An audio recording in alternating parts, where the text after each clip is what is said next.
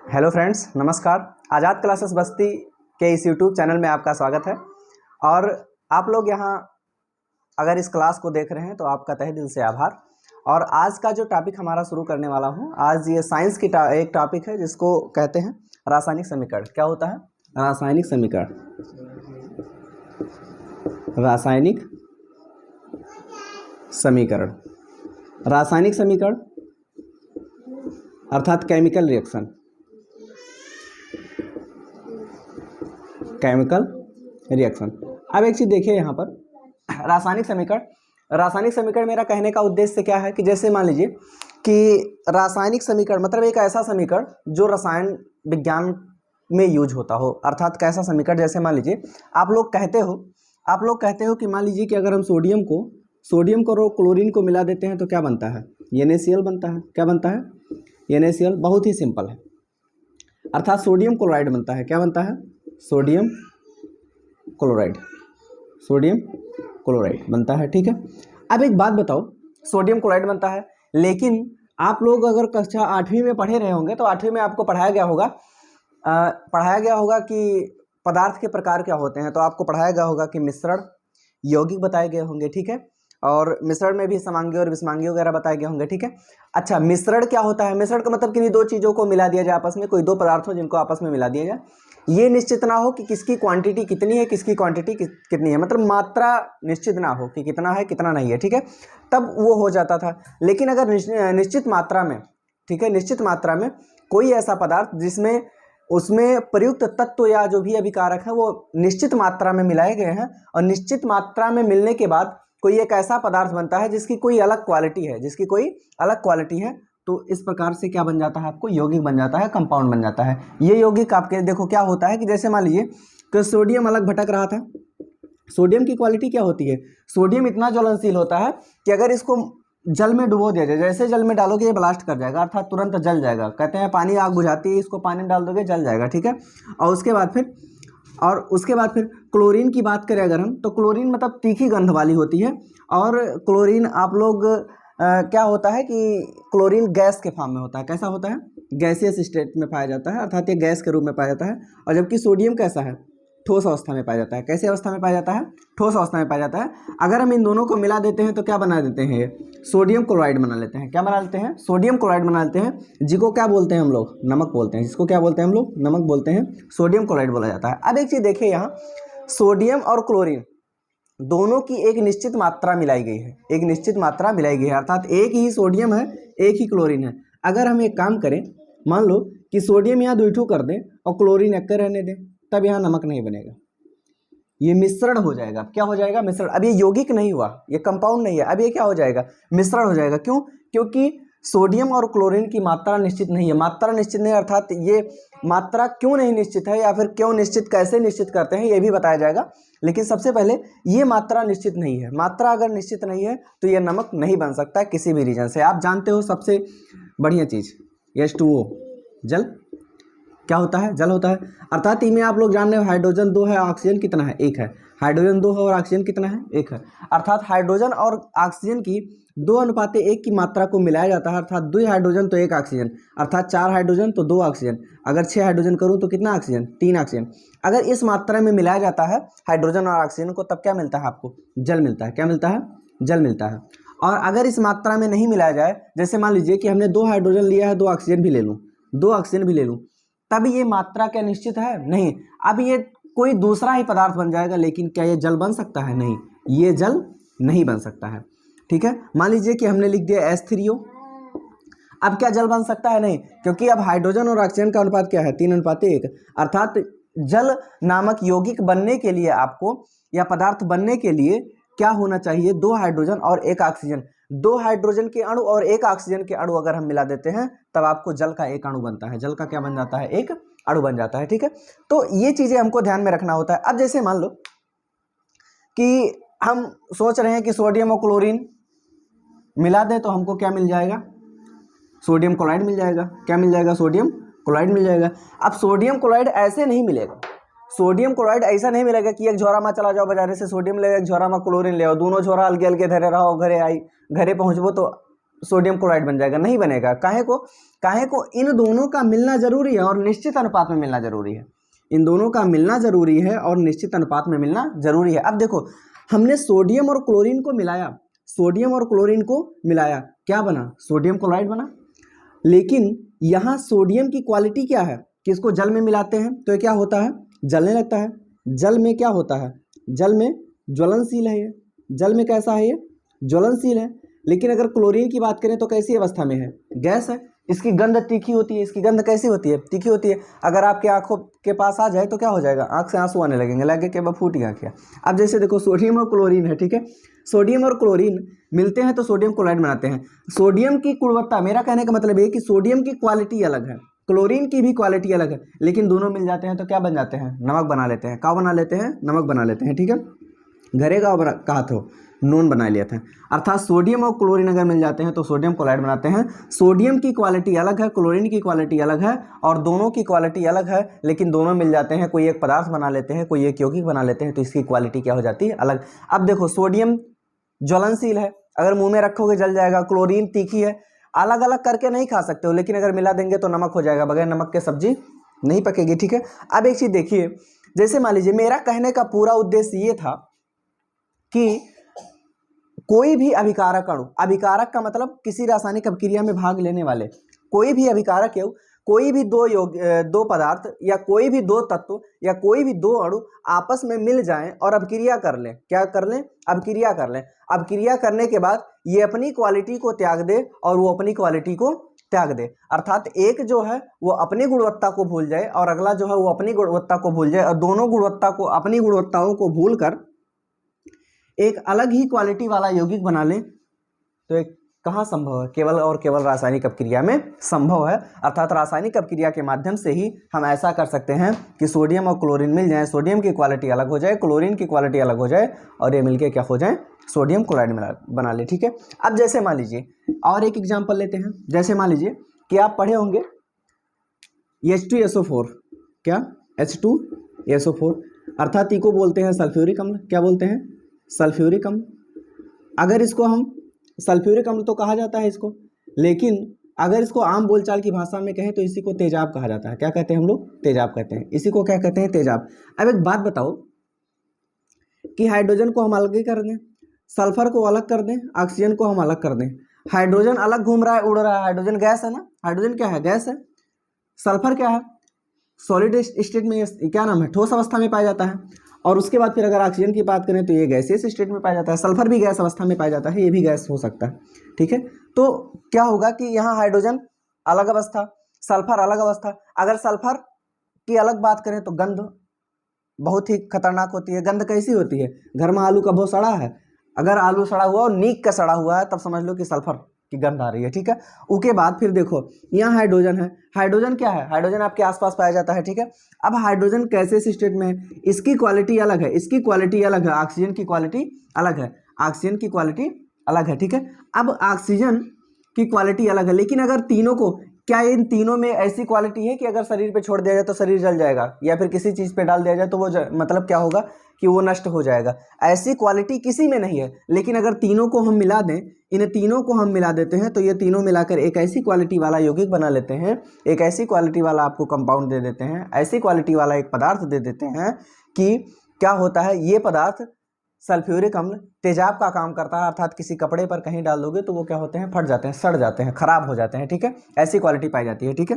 तो हमारा कहने का मतलब यह है कि रासायनिक अपक्रिया होती क्या है कि कोई दो तत्व, परमाणु या यौगिक जिनके मिलने से कोई एक अन्य पदार्थ बन जाए, और जो पहले यौगिक जिनसे मिलकर ये बन रहा है उसकी क्वालिटी अलग हो, इसकी क्वालिटी अलग हो, तो ये जो पूरी प्रक्रिया फाइनल होगी, पूरी प्रक्रिया जो संपन्न होगी, यही रासायनिक अपक्रिया है। एक एग्जाम्पल और लेते हैं, आपके घरों में पाया जाता है। कैसे? जैसे मान लो दही खाए हो सब लोग ना, दही खाए हो, जानते हो जब तक दही में ऐसे इतना बड़ा कीड़ा नहीं पड़ते तब तक दही जमता नहीं है। जब तक कीड़ा नहीं पड़ेगा तब तक जमेगा नहीं। ऐसे नग्न आंखों से नहीं दिखाई देगा, सूक्ष्मदर्शी से देखो तो ढेला ऐसा घूमते हुए दिखाई देंगे। और जब तक, ठीक है, इसमें कीड़े नहीं पड़ेंगे तब तक ये नहीं जमता। देखो क्या होता है, दूध होता है ना, और घरों में क्या किया जाता है, दूध को गर्म किया जाता है और गर्म करने के बाद कुछ खट्टा पदार्थ इसमें डाल दिया जाता है, कोई खट्टा पदार्थ इसमें डाल दिया जाता है और ये दोनों अपक्रिया कर लेते हैं और लास्ट में क्या बना लेते हैं, दही बना लेते हैं। क्या बन जाता है, दही। खैर ये भौतिक अपक्रिया है, रासायनिक अपक्रिया है। दूध और दही, दूध था हमारे पास, कुछ खट्टा मिला दिए, चाहे उसमें क्या नाम है नींबू डाल दिया हल्का सा, कुछ भी ऐसा पदार्थ जो खट्टा हो, तो दोनों मिलकर क्या बना लिए, दही बना लिए। दोनों मिलकर क्या बना लिए, दही बना लिए। दूध की क्वालिटी अलग है, जो भी खट्टा पदार्थ नींबू या कुछ भी डाला जाएगा उसकी क्वालिटी अलग है, लेकिन दही की क्वालिटी अलग है। अर्थात इन दोनों ने अपनी गुणवत्ताओं को भूलकर एक अलग प्रकार के गुणवत्ता वाला यौगिक बना लिया। तो इस प्रकार की क्रिया क्या हो जाएगी आपको, रासायनिक अपक्रिया। जब यह तत्वों और परमाणुओं के साथ की जाती है तो वही अपक्रिया क्या कहलाती है, रासायनिक अपक्रिया। देखो रासायनिक अपक्रिया, कुछ रासायनिक अपक्रियाएं होती हैं जो तीव्र होती हैं। अच्छा, इनका उपयोग क्यों किया जाता है, सबसे पहले एक चीज़ जान लीजिए। इनका उपयोग इसलिए किया जाता है क्योंकि अगर रासायनिक अपक्रियाओं का उपयोग नहीं किया जाएगा तो जैसे मान लो कि कहूँ प्रयोगशाला है, मान लो कि बनाया गया है, खूब बड़ा का बढ़िया प्रयोगशाला बनाया गया है, वहाँ कंपनी बनाई गई है, वहाँ सल्फ्यूरिक अम्ल का निर्माण हो रहा है। किसका निर्माण हो रहा है, सल्फ्यूरिक अम्ल का निर्माण हो। अब सल्फ्यूरिक अम्ल का निर्माण हो रहा है, ठीक है, और अगर रासायनिक अपक्रिया ना करवाई जाए, असंतुलित हो जाए। अब जैसे मान लो कि सल्फ्यूरिक अम्ल को हमको H2SO4 बनाना है, क्या बनाना है, H2SO4 बनाना है। अब अगर ये निश्चित मात्रा में इसकी रासायनिक अपक्रिया जिससे मिलकर इसको बनना है, अगर उसकी जैसे मान लीजिए कि हाइड्रोजन और सल्फर और उसके बाद फिर ऑक्सीजन से मिलकर बनना है, अगर इसकी निश्चित मात्रा नहीं मिलाई जाएगी तो होगा क्या, हाइड्रोजन अलगे झोला लेके घूमेगा, सल्फर अलगे घूमेगा, ऑक्सीजन कहीं नहीं रह जाए थे। मतलब ये सब परिस्थितियां पाई जाएंगी, यही सब चीज़ें तो होंगी, तो इनका काम अलग अलग होगा। लेकिन अगर निश्चित मात्रा में मिला दें तो ये रासायनिक अपक्रिया एक साथ करेंगे और रासायनिक अपक्रिया करके क्या बना लेंगे, तेजाब बना लेंगे। क्या बना लेंगे, तेजाब बना लेंगे। ठीक है, ऐसी अवस्थाएं पाई जाती हैं।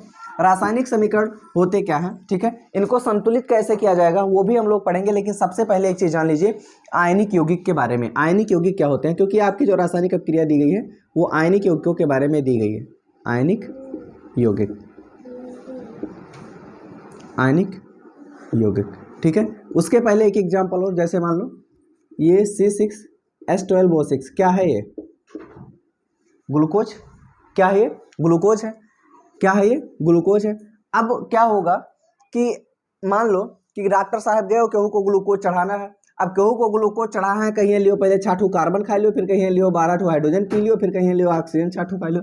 क्या ऐसे ग्लूकोज होगा, कोयला खा के तो मर जाए वह, कार्बन खा के मर जाएंगे वो, ठीक है। लेकिन जब इनकी निश्चित मात्रा मिला दी गई तो एक प्रकार का यौगिक बना लिए, क्या हो गया, ये ग्लूकोज हो गया, ठीक है। ऐसे ही आयनिक यौगिक, आयनिक यौगिक क्या होते हैं, जब आयनों के माध्यम से कोई यौगिक बनते हैं, आयनों के माध्यम से कोई यौगिक बनते हैं तो इस प्रकार का यौगिक क्या हो जाता है, आयनिक यौगिक हो जाता है। आयनिक यौगिक जैसे मान लीजिए कि आपके पास दिया गया है, आपके पास दिया गया है कैल्शियम और आपके पास दिया गया है क्लोरीन। आपके पास कैल्शियम दिया गया है और आपके पास क्या दिया गया है, क्लोरीन। कैल्शियम पर 2 प्लस चार्ज होता है और क्लोरीन पर क्या होता है, -1 चार्ज होता है। कैल्शियम पर +2 का चार्ज होता है और क्लोरीन पर कितने का होता है, -1 का चार्ज होता है।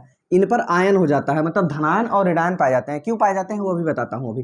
कैल्शियम, अब कैल्शियम के साथ क्लोरीन को मिलना है, जब तक दोनों बराबर नहीं होंगे तब तक आयनिक यौगिक नहीं बनेगा। कैसे, जैसे मान लो कैल्शियम 1 है लेकिन एक के पास द्विधनायन है। कैल्शियम के पास कितने धनायन है, 2 धनायन है, और क्लोरीन के पास क्या है, 1 ऋणायन है। तो हम क्या करते हैं, तिरछा गुणा कर देते हैं। 1 का गुणा इसमें कर देंगे, 2 का गुणा इसमें। 1 का कैल्शियम में गुणा करेंगे तो आपके पास कैल्शियम ही रह जाएगा, 2 का गुणा क्लोरीन में करेंगे तो क्लोरीन का 2 हो जाएगा, 2।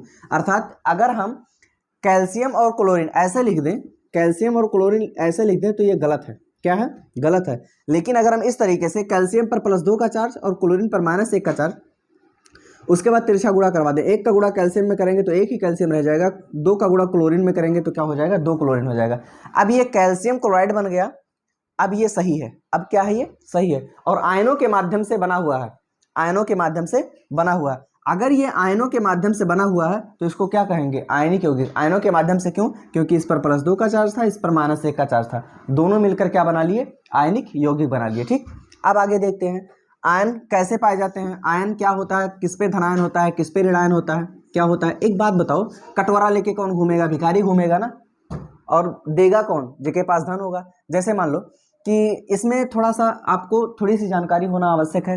कैसे, जैसे मान लीजिए कि आपके पास सोडियम है, सोडियम का परमाणु क्रमांक 11 होता है। परमाणु क्रमांक कितना होता है? 11। अर्थात इसको हम अगर पीरियोडिक टेबल में देखें या फिर अगर मेंडलीव की आवर्त सारणी में देखें तो इसमें क्या होगा कि इसका परमाणु क्रमांक अर्थात ये 11वें नंबर पर 1 2 3 4 गिनेंगे, hydrogen helium lithium beryllium boron carbon nitrogen, hydrogen helium lithium beryllium boron carbon nitrogen oxygen fluorine neon sodium magnesium, मतलब आगे बढ़ते जाएंगे। ठीक है, तो सोडियम किस स्थान पे जाएगा? 11वें स्थान पर। किस स्थान पे जाएगा? 11वें। जिस स्थान पर ये पाया जाता है उतने ही इसमें इलेक्ट्रॉन पाए जाते हैं, उतने ही क्या पाए जाते हैं? इसमें इलेक्ट्रॉन पाए जाते हैं, उतने ही क्या पाए जाएंगे? इलेक्ट्रॉन। और क्या होता है कि सोडियम एक प्रकार का परमाणु है और ये इसका क्या है? नाभिक। ये क्या है? नाभिक। ये क्या है? नाभिक। नाभिक में क्या होते हैं? प्रोटॉन और प्लस में न्यूट्रॉन पाए जाते हैं। प्रोटॉन और क्या पाए जाते हैं? न्यूट्रॉन। प्रोटॉन जो आपका होता है धनायन बनाता है और जो न्यूट्रॉन होता है इस पर नो चार्ज होता है, मतलब ये अनावेशित होता है। क्या होता है? अनावेशित। इस पर कोई भी प्रकार का आवेश नहीं पाया जाता है। ठीक है, ये अनावेशित होता है, ना तो धनात्मक ना तो ऋणात्मक, कुछ होते नहीं है।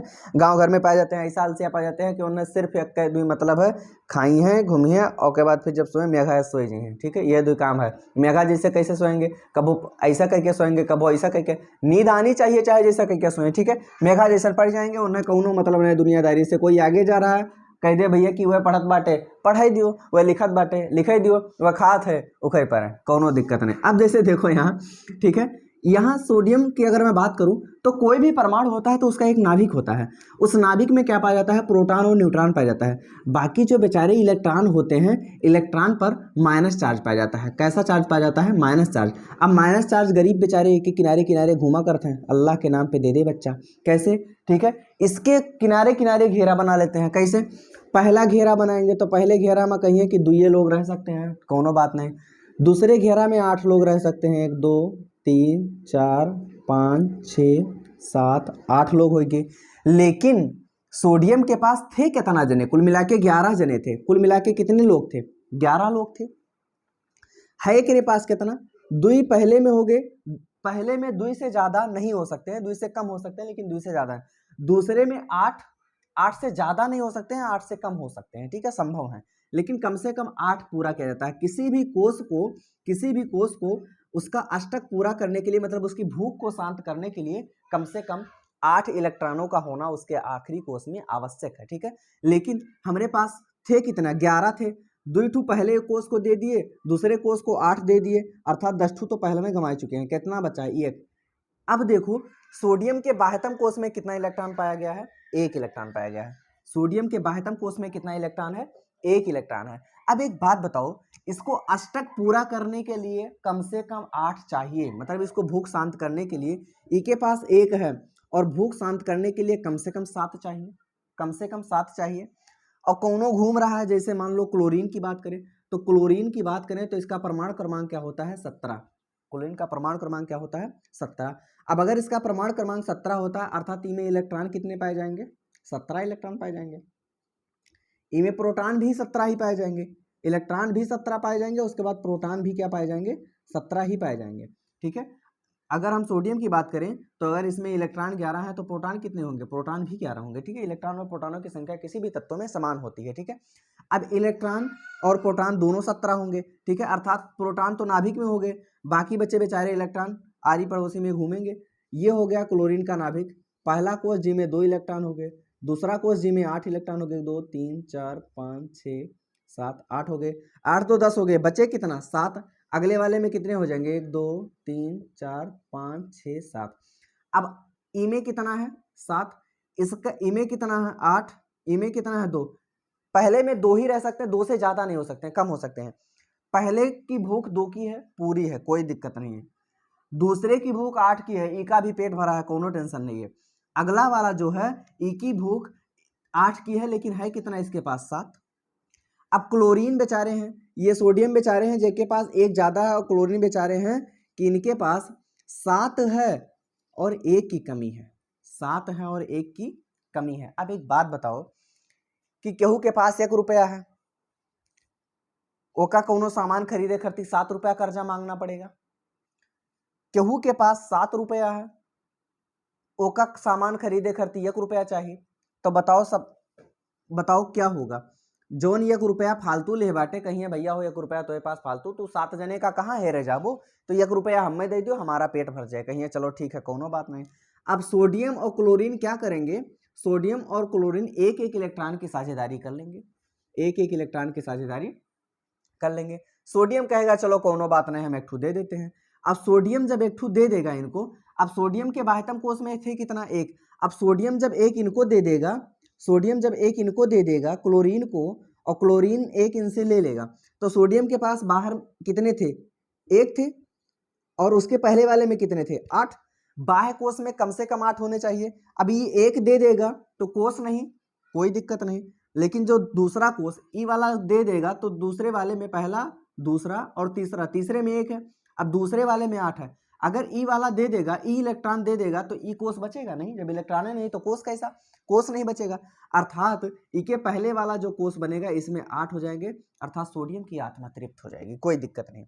उसके बाद अगर क्लोरीन की बात करें, ई के में 7 हैं, कितने हैं, 7 हैं, बाहरी वाले में एक इसको मिल जाएगा तो ई की भी आत्मा तृप्त हो जाएगी। अर्थात इन दोनों के मिलन से, ठीक है, इन दोनों के मिलन से इनका भी काम हो जा रहा है कि बाह्यतम कोष में 8 पूरे हो जा रहे हैं या फिर अष्टक पूरा हो जा रहा है, और क्लोरीन का भी काम ऐसा हो जा रहा है कि इसका भी अष्टक पूरा हो जा रहा है। तब सोडियम और क्लोरीन आपस में मिल जाएंगे और क्या बना लेंगे, नमक बनाएंगे, क्या बनाएंगे, नमक बनाएंगे। लेकिन यहीं अगर मैं बात करूं, जैसे मान लीजिए कि मैं बात करूं मैग्नीशियम, या फिर जैसे मान लीजिए कि मैं बात करूं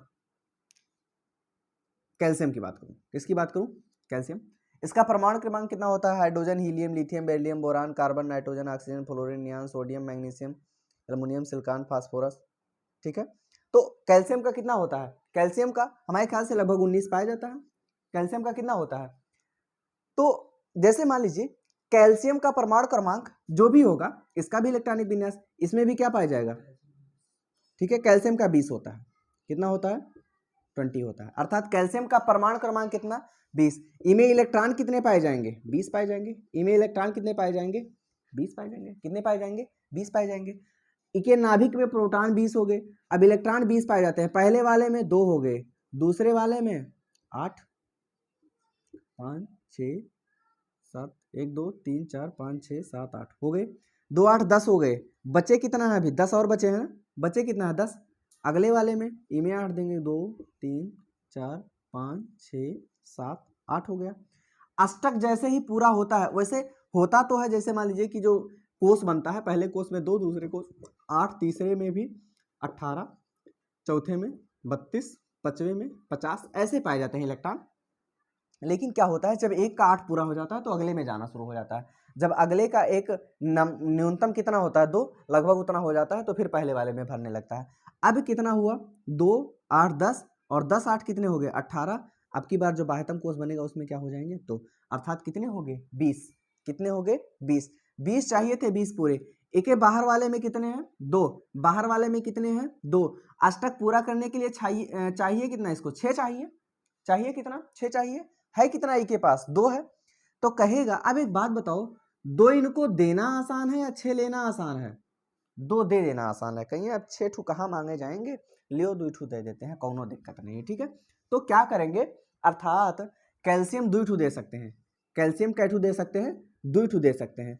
लेकिन अगर कैल्शियम और क्लोरीन को मिलाना है, कैल्शियम और क्लोरीन को मिलाना है, अब क्लोरीन को 1 चाहिए और कैल्शियम कै ठू दे सकता है, 2 ठू। तब क्लोरीन क्या करेगा, अपने पटीदार यहाँ जाएगा और कहेगा, हे भाई पटीदार, कहीं का हुआ, कहीं एक जने और चलो, कहीं क्या करे, कहीं कि कैल्शियम मिला बाटे, और कैल्शियम का कहते कि अगर 2 जने आओ तो एक एक ठू ले लियो, कोनो दिक्कत नहीं है। कैल्शियम 2 ठू दे सकता है, एक क्लोरीन 1 ठू ले सकता है, एक क्लोरीन और आएगी। अब क्या करेगा कि एक क्लोरीन ये ले लेगा, एक क्लोरीन ये ले लेगा, इनके पास जो 2 ठू ज्यादा है, 1 ठू ये ले लेगा, 1 ठू ये ले लेगा। अर्थात अब कैल्शियम और क्लोरीन दोनों को आपस में मिलने के लिए कितनी क्लोरीन की आवश्यकता है, 2 क्लोरीन की आवश्यकता है, क्योंकि कैल्शियम के पास 2 ज्यादा है और एक क्लोरीन के पास 1 के ज्यादा है। अर्थात 2 क्लोरीन इकट्ठा हो जाएंगे, कहीं कोनो बात नहीं। अब 2 लोग हो गए, कोनो बात नहीं। जैसे मान लो कि कोनो ठेकेदार है, कहा कि हम 400 मजदूरी दे सकते हैं, एक व्यक्ति को 200 देंगे, तो अगला कहेगा कम से कम 2 लोग आओ, तो अगला अगर अकेले पहुंचा तो कहेगा चलो भैया केहू का और बटोर ले चलते हैं, नहीं तो हमारो काम नहीं हुए तुम्हारो काम नहीं हुए। इसी तरीके से क्लोरीन क्या करता है, कहता है कि चलो ठीक है इकट्ठा होते हैं हम लोग और उसके बाद फिर कैल्शियम के साथ मिलके जाके साझा कर लेते हैं, तो ये इलेक्ट्रॉनों का साझा। अब ये आयनों के माध्यम से, ये किसके माध्यम से बने हुए हैं, आयनों के माध्यम से यौगिक बने हैं, इसलिए इनको क्या कहा जाता है, आयनिक यौगिक कहा जाता है। देखिए पर हम रासायनिक अब समीकरण ही पढ़ेंगे, लेकिन उसके पहले ये ज्ञान होना आपको आवश्यक है।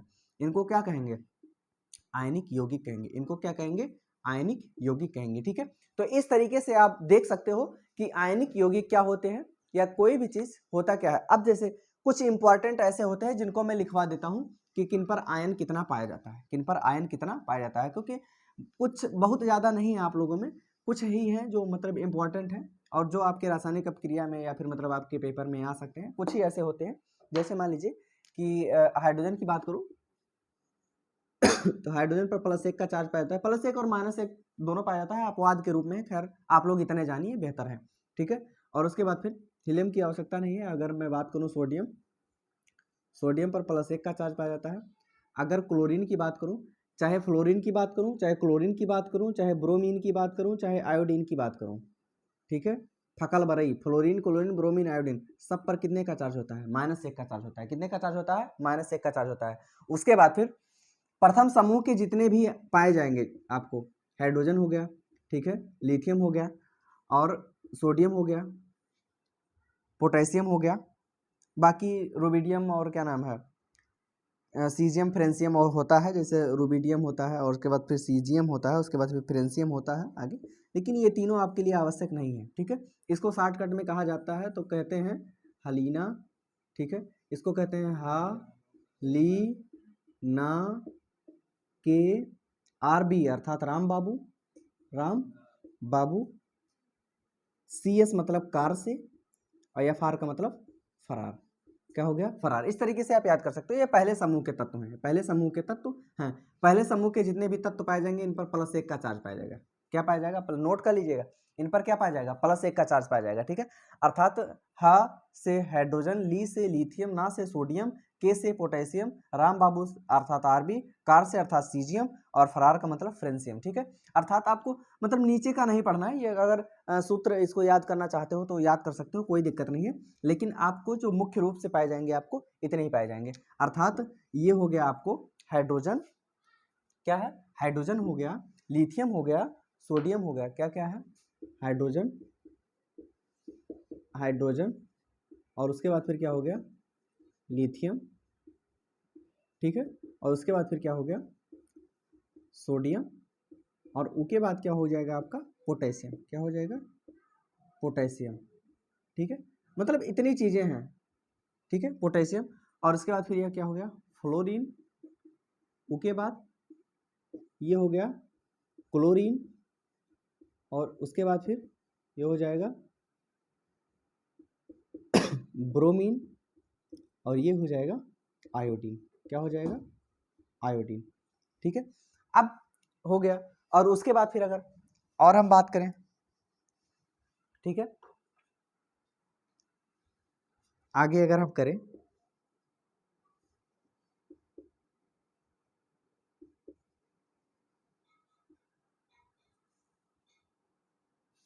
ठीक है, अगर हम बेरिलियम की बात करें, मैग्नीशियम की बात करें, कैल्शियम की बात करें, तो ये लगभग समूह 2 में पाए जाते हैं। समूह 2 में जितने पाए जाएंगे इन पर कितने का चार्ज होगा, +2 का। ये क्या हो गया, बेरिलियम हो गया, ये क्या है, बेरिलियम हो गया, बेरिलियम। ठीक है, और उसके बाद फिर बेरिलियम होता है और उसके साथ और भी होते हैं जिनमें क्या होता है, +2 का चार्ज पाया जाता है। ठीक है, बेरिलियम के साथ साथ BaSO4, हाँ ठीक है, बेरिलियम, ठीक है, बेरिलियम होता है, मैग्नीशियम होता है और कैल्शियम होता है। ठीक है, बेरिलियम पर प्लस और उसके बाद फिर मैग्नीशियम, ये क्या है, मैग्नीशियम, मैग्नीशियम और उसके बाद फिर क्या है, कैल्शियम, क्या है, कैल्शियम। ठीक है, तो ये तीनों जो पाया जाता है इन पर क्या पाया जाएगा, +2 का चार्ज पाएगा। उसके बाद फिर अगर हम बात करें ऑक्सीजन की बात करें, क्या है, ऑक्सीजन की बात करें, अगर हम सल्फर का अगर हम सामान्यतः बात करें, सल्फर की बात करें तो इन पर क्या पाया जाएगा, -2 का चार्ज पाया जाएगा। और उसके बाद एक सल्फेट, कुछ आयन होते हैं जिन पर चार्ज पाया जाता है, ठीक है। इतना हो गया। और उसके बाद फिर कुछ और लिखा देते हैं, आयरन हुआ, आयरन, ठीक है। और उसके बाद फिर कॉपर, और उसके बाद फिर जर्डियन, जिंक। क्या हुआ? जिंक हो गया, आयरन हो गया, कॉपर हो गया, जिंक हो गया। ये +2 और +3 की प्रतिवर्ती संयोजकता व्यक्त करते हैं। प्रतिवर्ती मतलब बदलते हुए, ठीक है, बदलती हुई संयोजकता। वैसे सामान्यतः 2 होता है, लेकिन मतलब ये आवश्यकता पड़ने पर क्या करते रहते हैं, बदलते रहते हैं, ठीक है। इतना हो गया। और कुछ इंपॉर्टेंट जो आपके लिए, हाँ ठीक है, इतना हो गया। उसके बाद कुछ आयन लिखवा देते हैं। कुछ क्या लिखवा देते हैं? आयन लिखवा देते हैं। कुछ आयन, जैसे आपको अगर हम देखें तो ये NH4 क्या है? NH4, ठीक है। ये NH4, इस पर +1 का चार्ज पाया जाता है। ये है अमोनियम आयन। क्या है?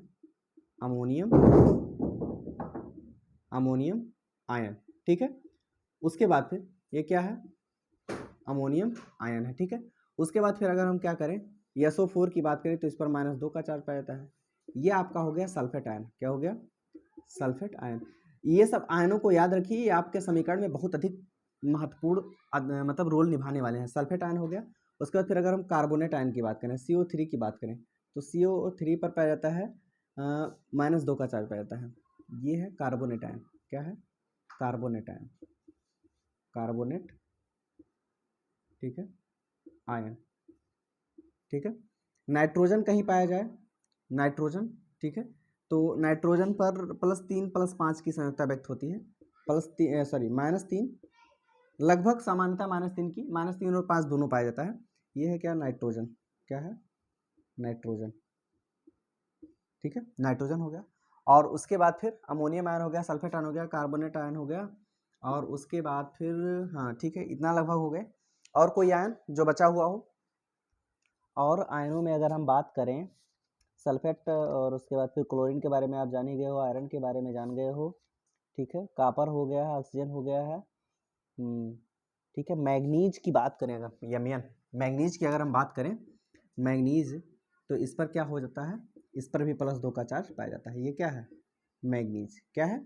मैग्नीज है, ठीक है। तो इस तरीके से और भी होते हैं, जैसे जैसे रासायनिक समीकरण में मिलते जाएंगे, उसे वैसे वैसे मैं आप लोगों को बताता जाऊंगा। लेकिन इतने जो आयन दिए गए हैं, ये आयन आपके लिए अत्यधिक इंपॉर्टेंट है। अगर इतने आयनों को आप ध्यान में रखते हो, ठीक है, तो मतलब मेरा ये जो पूरा क्लास है, ये पूरा क्लास, अगला जब क्लास हम लोग स्टार्ट करेंगे तो उसमें हम लोग क्या करेंगे, सीधा रासायनिक समीकरण को संतुलित करना सीखेंगे कि संतुलित कैसे किया जाता है।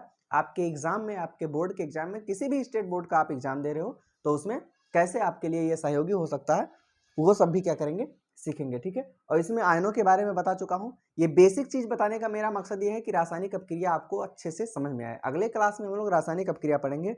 लेकिन एक चीज, तब तक के लिए एक चीज आप लोग ध्यान रखिए कि जीवन 2 तरीके से जिया जाता है। एक ऐसा कि जिसमें सब कुछ ऐसा लगे कि चमत्कार है, और दूसरा ऐसा कि सब कुछ ऐसा लगे कि सब कुछ फ्लैट है, मतलब सब कुछ खराब है, कुछ नहीं सही चल रहा है, ठीक है। तो अगर सब कुछ खराब है, ठीक है, एक कहानी बताता हूँ आप लोगों को। होता क्या है कि जैसे मान लो कि एक बार मतलब क्या हुआ, मतलब पूरे देश, पूरे गांव समाज में मतलब एक सभा आयोजित हुई। कहे कि अभी हमें इनाम दिया जाएगा। कहे कैसा? ठीक है, कहे कि कैसा इनाम दिया जाएगा? कहीं कि जो सबसे बड़ा आलसी होगा उसको इनाम दिया जाएगा। तो कहे अच्छा, तो कहे कि अच्छा ठीक है। तो सबसे बड़ा आलसी खोजा जाने लगा कि ठीक है, सब लोग पंडाल में पहुंचो, जो सबसे बड़ा बड़ा आलसी हो। गए, पहुंचे सब लोग, बड़ा बड़ा आलसी, निहायत आलसी। क्यों कहे कि हम सोबे नहीं करते, क्यों कहीं नहाबे नहीं करते, 2-2 4-4 साल नहाबे नहीं करते, क्यों कहे हम ब्रसवे नहीं करते हैं, क्यों कहीं हम मुँह नहीं धोते हैं, ठीक है, क्यों कहीं कि हम बिस्तरवे पर से नहीं उठे। तो मतलब जाके सब अपने अपने गुणगान कर रहे हैं। इतना बेचारे होने के बाद भी, बहुत लोग इकट्ठा हुए, इतना बेचारे होने के बाद भी उनमें से किसी को इनाम नहीं मिला। तो सब लोग आश्चर्यचकित थे कि आखिर इनाम क्या को दिया गया। इनाम वो को दिया गया जो बेचारा आलस के मारे गबई नहीं किया वहां तक और वहीं से संदेश भेजवा कि हमारे आलस लागत है, हम पहुंच ना पाए वहां तक, ठीक है। तो ऐसे भी प्रकार के आलसी पाए जाते हैं। अगर इस प्रकार से आप हैं तो आपका जीवन एक जानवर के समान है। जानवर भी यही करते हैं, आते हैं जीवन में, खाते हैं, पीते हैं, रहते हैं, घूमते हैं, मर जाते हैं। और अगर आप मानव हो, सच में आप सिद्ध करना चाहते हो कि आप मानव हो, तो कुछ ऐसा करके दिखाओ कि आपके मरने के बाद ही, देखो मरने के बाद आपके पीछे तादाद क्या होगी, ये निर्णय तब होता है जब आप जीवन जी रहे हो। जीवन जितना बेहतर जीते हो उतना ही बेहतर तादाद पीछे पाई जाती है। ठीक है, तो ये जीवन है, ये संघर्ष है, दोनों को अपने पास रखें।